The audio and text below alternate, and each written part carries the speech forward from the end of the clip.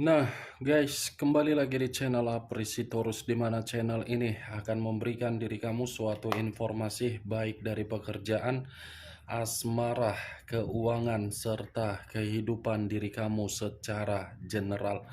Sebelum saya memberikan suatu informasi dari berbagai aspek yang barusan saya katakan tadi, saya juga mengingatkan kepada teman-teman, informasi yang saya berikan terhadap diri kamu bukan suatu acuan atau suatu keputusan untuk kamu ambil dan untuk kamu terima. Saya hanya bisa memberikan diri kamu suatu informasi berdasarkan kartu yang saya pegang ini.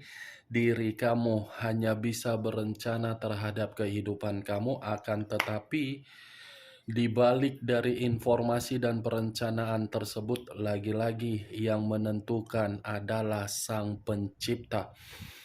Sebelum saya mengambil satu persatu kartu yang saya pegang ini secara acak, saya juga mengingatkan kepada teman-teman, apabila ketemu dengan channel saya, agar menekan tombol subscribe-nya dan menyalakan loncengnya supaya next video saya lebih semangat untuk memberikan suatu informasi baik terhadap kondisi energi kamu, manusia yang selama ini kamu prioritaskan, serta pihak ketiganya.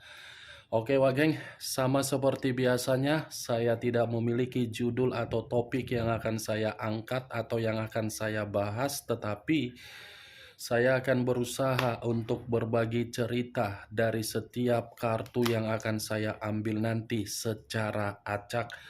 Apakah cerita di balik dari kartu tersebut akan memberikan suatu gambaran yang bersifat positif atau kebalikannya? Kita langsung saja. Saya akan mengambil beberapa kartu, di mana kartu yang akan saya ambil nanti bisa saja bersifat resonet, bisa saja tidak bersifat resonet. Semuanya saya kembalikan terhadap pola pemikiran kamu, semuanya saya kembalikan terhadap situasi energi yang kamu miliki untuk saat ini.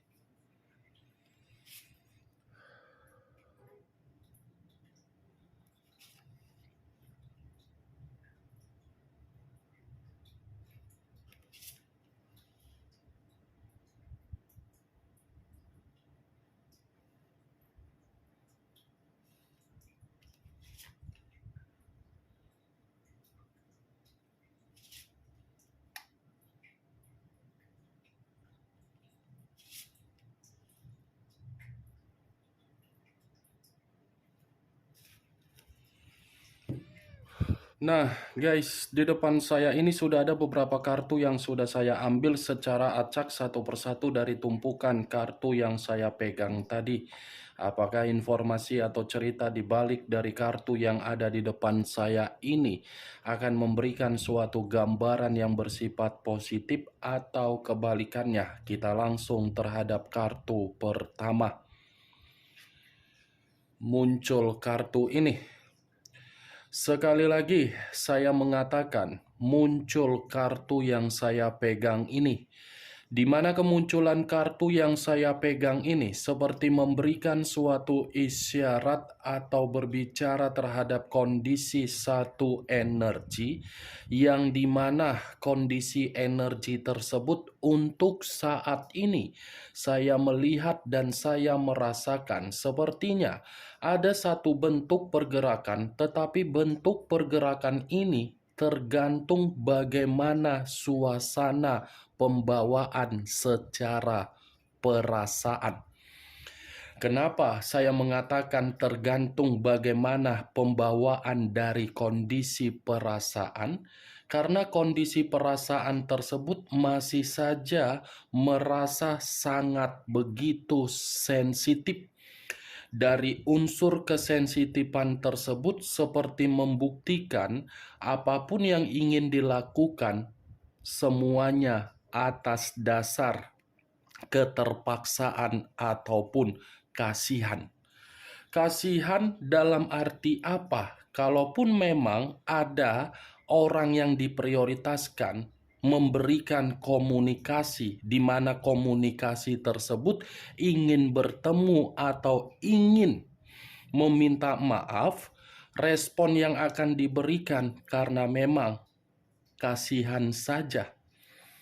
Kalau saya mengarahkan kartu yang saya pegang ini terhadap posisi energi yang dimiliki oleh pihak lain atau orang lain, serta mengesampingkan satu energi yang saya katakan tadi, mungkin kartu yang saya pegang ini secara jelas untuk mengatakan secara karakter atau watak yang dimiliki oleh pihak lain, di mana karakter atau watak yang dimiliki, karakter tersebut selalu menikmati yang namanya kebebasan atau berpetualang.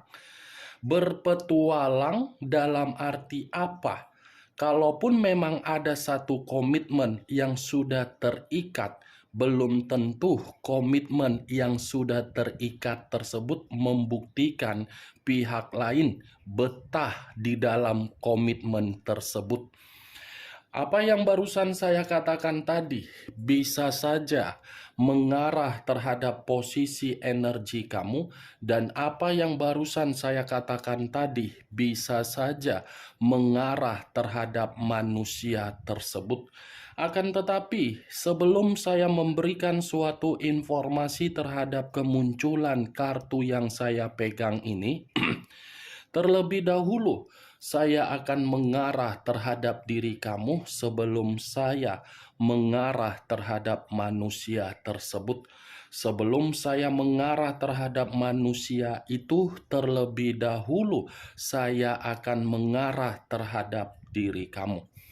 Di mana ketika diri saya mengarah terhadap posisi energi kamu, baik secara pemikiran, perasaan, atau kondisi batin kamu, dari ketiga aspek yang barusan saya katakan tadi, sepertinya perjalanan komitmen kamu itu masih akan saya katakan perjalanan yang tidak sehat. Tidak sehat dalam arti apa? Tidak bisa dalam jangka panjang. Jangka panjang dalam arti apa? Orang yang kamu prioritaskan adalah orang yang tidak memiliki tujuan mau dibawa kemana komitmen tersebut. Ya ibaratnya hanya bersifat membosankan. Membosankan, malas-malasan, makondo, tidak mau bekerja, hanya taunya menuntut. Bukan hanya menuntut, tetapi tidak bisa untuk kamu andalkan. Ibaratnya kalau saya mencontohkan terhadap satu contoh, kamu menang tender, tetapi tender yang kamu menangkan bukan dipekerjakan terhadap karyawan yang profesional. Ketika situasinya tidak dikerjakan secara profesional, secara otomatis tender yang kamu menangkan tersebut akan membuat diri kamu merasa emosi dan sensitif. Emosi tersebut timbul karena memang kamu mempekerjakan seseorang yang tidak profesional. Seperti itulah perjalanan komitmen kamu. Kamu memberikan kepercayaan terhadap orang yang kamu banggakan, tetapi apa yang kamu banggakan seakan-akan tidak membuat diri kamu merasa ada suatu kebahagiaan. Malah membuat diri kamu ekstrovert, paranoid, introvert, seperti orang yang mengunci diri sendiri. Itu dia, Wak Geng. Saya tidak tahu apakah perkataan saya ini kamu membenarkan dari sikap dan karakter yang dimiliki oleh manusia tersebut. Saya kurang mengerti. Setidaknya itulah versi yang saya katakan. Saya berbicara dari apa yang saya katakan tadi, belum acuannya terhadap kartu yang saya pegang ini.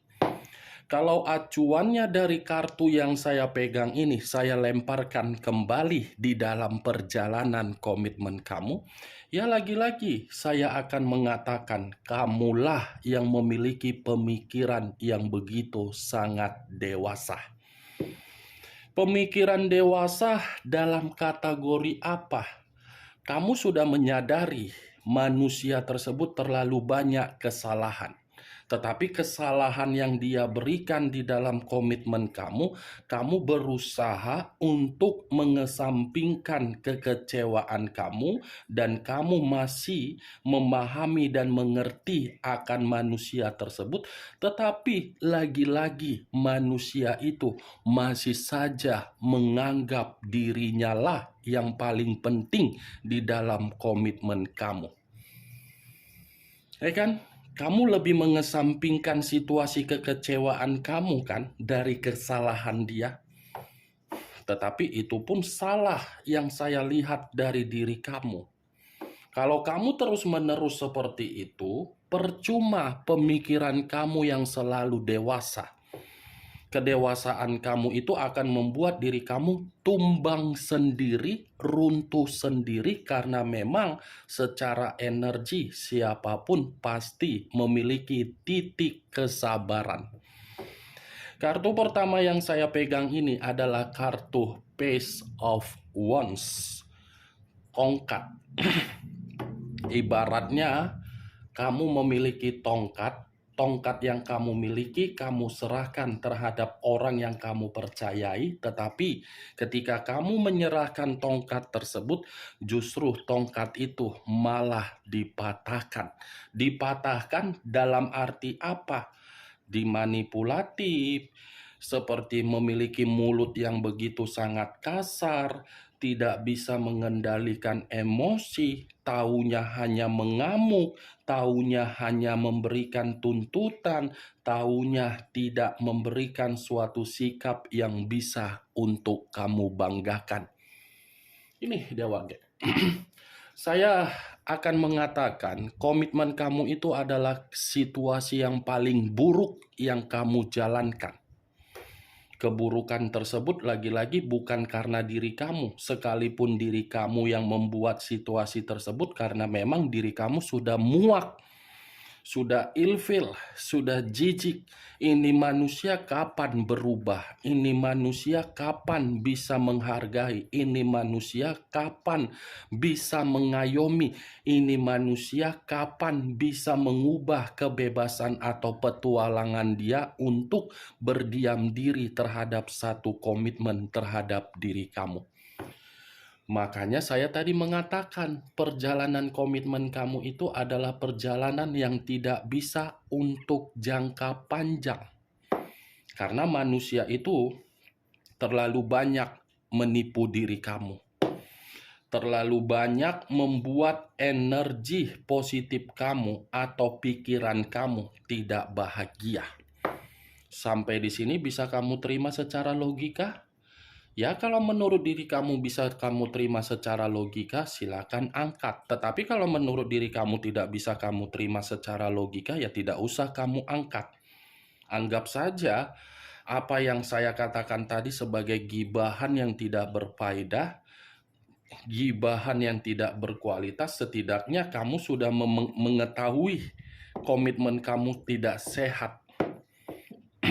Perlu kamu ketahui, Wak Geng. Apapun situasi yang dia perlihatkan, mau dia bahagia, mau dia jungkir balik, mau dia guling-guling, mau dia jambak-jambaan, mau dia bertengkar, itu bukan tanggung jawab kamu untuk kamu pikirkan dan kamu harus kepo. Bukan tanggung jawab kamu. Apakah rasa kepo kamu untuk melihat manusia itu bahagia atau tidak bahagia ada keuntungan terhadap diri kamu? Mau manusia itu kembali atau tidak kembali, apakah isi ATM kamu bertambah? Nah, apakah mental kamu akan pulih? Apakah psikologis kamu akan pulih? Tidak kan? Tidak kan? Ya udah. Jadi untuk saat ini, jangan terlalu kepo terhadap manusia itu. Biarkan dia menikmati perjalanan kehidupan dia, walaupun kehidupan dia kita tidak mengetahui mau bahagia atau tidak bahagia. Yang harus kamu kepoin itu adalah diri kamu sendiri. Bagaimana caranya agar paranoid, melankolis, introvert, ekstrovert hilang dari energi saya? Itu yang harus kamu kepoin. Karena ketika kamu memberikan rasa kepo dari apa yang saya katakan tadi, secara otomatis perlahan-lahan kamu itu akan tertawa untuk menikmati kehidupan yang penuh dengan kegembiraan. Secara otomatis kamu pun akan mendapatkan energi yang kembali akan membuat diri kamu ceria. Tidak ada untungnya dia kok yang pergi dari diri kamu. Berarti dengan kepergian dia kan kamu sudah membatasi. Wah, sampai di sini perjuangan saya. Ibarat sampah. Sampah yang kamu buang di tong sampah dikutip oleh orang lain. Ketika orang lain mengutip sampah kamu, setidaknya sampah itu akan penuh dengan situasi tabur tuai. Bisa nggak kamu menganggap manusia yang meninggalkan diri kamu itu adalah sampah? Lumayan sampah yang kamu buang itu sampah organik, bisa didaur ulang. Ini sampah yang kamu buang bukan organik, tetapi non-organik. Tidak bisa didaur ulang, ya secara otomatis akan begitu-begitu saja. Diri kamu saja dihianati, apalagi orang lain. Berarti orang lain pun akan diperlakukan sama seperti diri kamu. Kalaupun orang lain tidak diperlakukan seperti diri kamu, berarti manusia itu mengincar satu keinginan untuk mengangkat derajat dan mengangkat kondisi keuangan. Itu dia, Wak Geng. Kalau saya mengarahkan kartu yang saya pegang ini terhadap posisi energi manusia tersebut, situasinya yang saya lihat dari kemunculan kartu ini, manusia itu seperti manusia dalam posisi yang penuh dengan permasalahan. Di mana permasalahan itu timbul dari kebebasan dia yang sudah membuat kehidupan dia merasa tidak ada tujuan. Muncul kartu Page of Swords. Tadi Page of Wands, tongkat, kartu kedua pedang. Kalau saya menarik kata pedang, pedang ini seperti mengatakan atau memberikan suatu gambaran. Gambaran yang mengarah terhadap karakter kamu yang begitu sangat sabar, tetapi kesabaran kamu sama sekali dipermainkan secara boneka. Kamu kan hanya dianggap boneka. Kapan dia memainkan kamu, ya kamu standby. Kapan dia tidak butuh memainkan diri kamu, dia membuang diri kamu.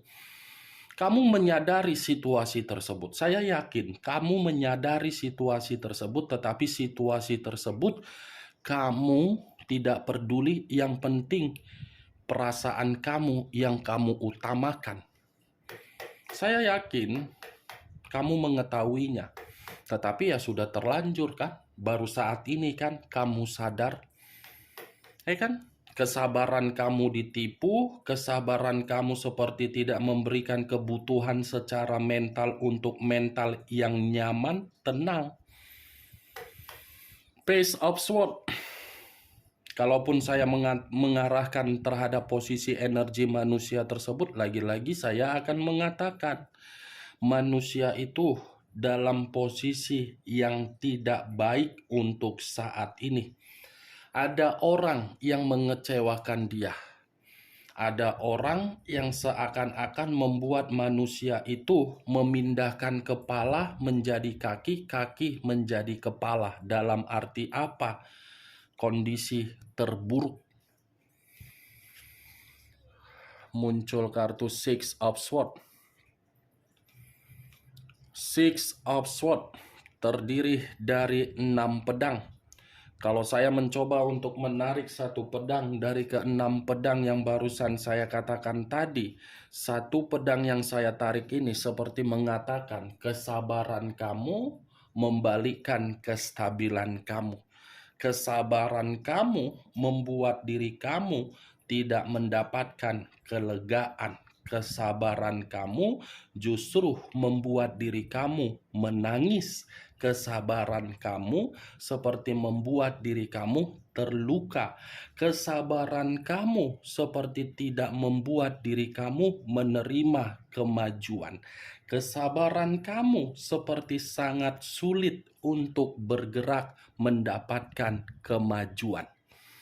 Kamu yang bersabar, tetapi manusia itu yang melarikan diri dan pergi meninggalkan diri kamu dengan situasi kepecundangan dan kebebasan dia. Ibaratnya ini manusia pengecut. Makanya saya tadi mengatakan Macondo hanya bermodalkan Kenti dan Meki. Seperti memiliki Kenti yang luar biasa, seperti memiliki Meki yang masih rapat. Itu bahasa kasarnya. Itu dia. Hanya mengandalkan Kenti dan Meki, seperti merasa paling penting. Padahal dibalik dari Kenti dan Meki ternyata busuk. Colok sana, colok sini, lendir sana, lendir sini hanya demi 15 menit. Itu dia wakil. Kan Six of Wands, Six of Swords. Dia pergi meninggalkan diri kamu atau kamu yang pergi meninggalkan diri dia. Kalaupun diri kamu yang pergi meninggalkan diri dia karena diri kamu tidak tahan. Komitmen kamu itu selalu memberikan diri kamu keterpurukan.